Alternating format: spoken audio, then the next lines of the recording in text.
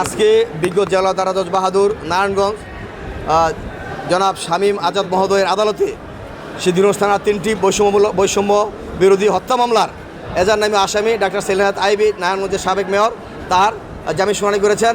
আদালত উভয় পক্ষের শুনানি অন্তে যেহেতু হত্যা মামলা সে এজার নামে আসামি তার সংশ্লিষ্টতা প্রমাণ করতে আমরা সক্ষম হয়েছি।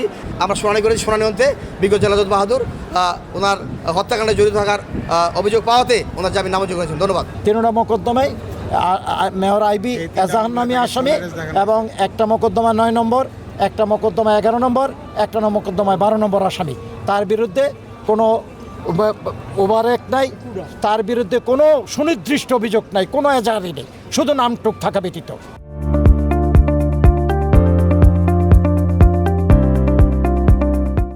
সেই ক্ষেত্রে একজন আসামি সে যেহেতু 21 বছরের মেয়র, তার বিরুদ্ধে থানায় একটি জিডিও নাই, হ্যাঁ, সেইখানে তার এটা মামলাটা ওই জামিন পাওয়াটা হকদার। এটা ন্যায় বিচার প্রতিষ্ঠার স্বার্থে, ন্যায় বিচারের জন্যেই আসামির আইবির জামিন আমরা প্রত্যাশা করেছিলাম। আমরা ন্যায় বিচার থেকে বঞ্চিত হয়েছি। আমরা ভবিষ্যতে উচ্চ আদালতে আইনি লড়াই করে যাব।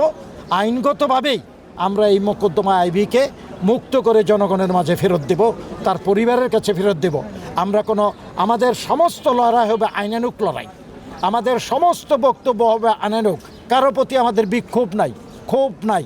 আমরা চাই ন্যায় বিচার প্রতিষ্ঠা হোক, সুষ্ঠু তদন্ত হোক, জনগণের যারা প্রতিনিধি ন্যায় বিচারের জন্য তারা দীর্ঘদিন লড়াই করেছে, হ্যাঁ, তাদেরকে সমাজে প্রতিষ্ঠিত হোক, একটা মূল্যবোধ সম্পন্ন গণতান্ত্রিক যে সমাজ, সেই সমাজ প্রতিষ্ঠিত হোক।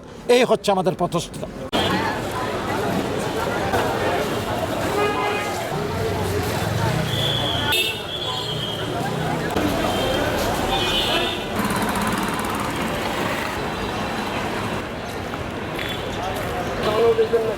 আর না